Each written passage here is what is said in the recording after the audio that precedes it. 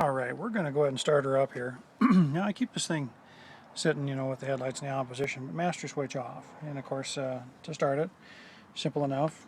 Just master switch stored off. It usually keeps that battery saved for quite a while. Click up twice to both. Over here to your key. And then, there we go. Doesn't get any better than that. Like I say, she's a nice quiet little runner. We'll pop the hood down here. And you can take a listen from under the hood. Pardon me, it's going to probably take me an extra hand to push down and reach under there to get this hood release. Hood release is down here. Got to kind of push the hood down just a little bit and then lift up. And then it goes. There we go. She's nice and quiet, smooth, good running. No unusual noises or anything coming out of there. Hear how she is. It's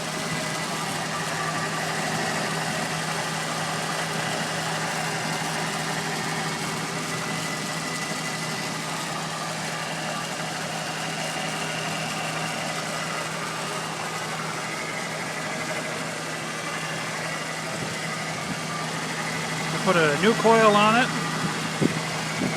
Just say that was a problem on these older Fords.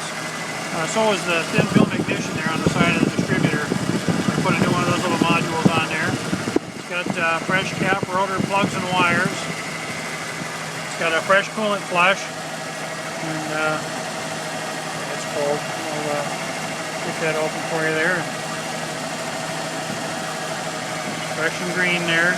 No rust in that tank or anything. She's in good shape. Look down in there so you can see.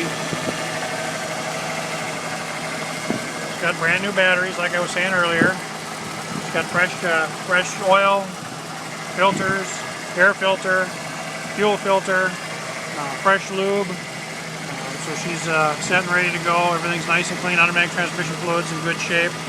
Master brake, as you can see right there. And windshield washer fluids, got a good little pump on it, so it squirts water just fine, as well as the windshield wipers are new. Anyway, we'll take a little walk about the truck here. Give you some features real quick. Bunch of switches in the truck, so I'll give you a rundown as to what they operate. And go over here first off. Start with our rocker switches here.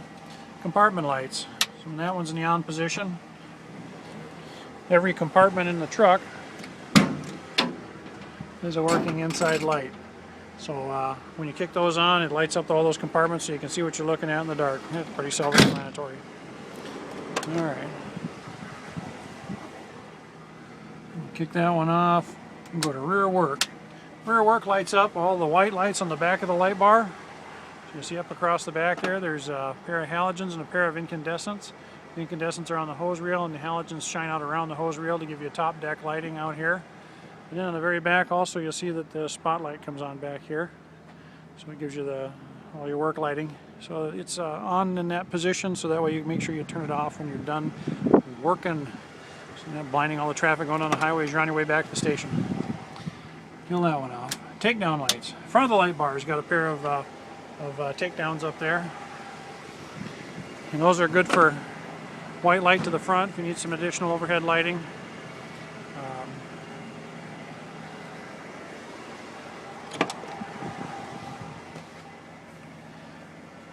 Map light, very self-explanatory there. And then you got fog lights, and those are nice. I don't know if you guys have a problem with river fog down where you're at, but some places do, especially guys get that stuff rolling in the winter time out there on the panhandle. So these things are they're bright, they're amber, and they work great. And that way you can kill off your headlights and run your fogs, be able to find your way in the light without so much extra light. See a little better in the dark, and they work quite nicely. Left and right alley lights, so I'll kick both of those on. You'll see there's a little indicator light that comes on, so anytime you got light bar lights like that on, it lets you know with that little box. With the exception of the takedowns, it's just the red light with those. You see the alley lights come on, and they're canted forward so that it makes it easier to see ahead of the truck. So these make all these are working operational lights.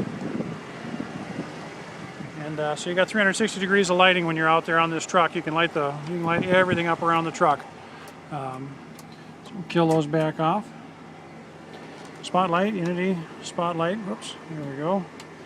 And it works. Got an aircraft landing light bulb in it. That's plenty bright. And it works. It's very bright. No missing anything on the street with it. It definitely gets the job done, and it works 360 degrees. I went through a new handle on it, reconditioned head and everything, new bulb, new mounts, so it's nice and smooth, just like a brand new light. And let's see, then as far as your overhead lighting equipment goes, first click. Okay, once again you'll see there's an indicator on there. First click is just one red light to the front. It's your California compliance light. California law requires that they have to have one steady burning, flashing red light or one steady burning light to the front of the truck. So it does now. NFPA side lights just over the rear fender wells come on, and your alternating red ambers kick on also back here.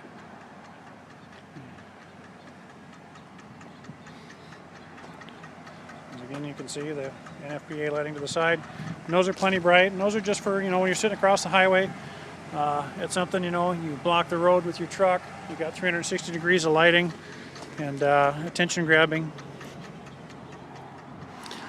Those stay on in the first position and all the way through. So when you go to the second selector, click up to number 2. Then you get the overheads. So the overhead light bar comes on.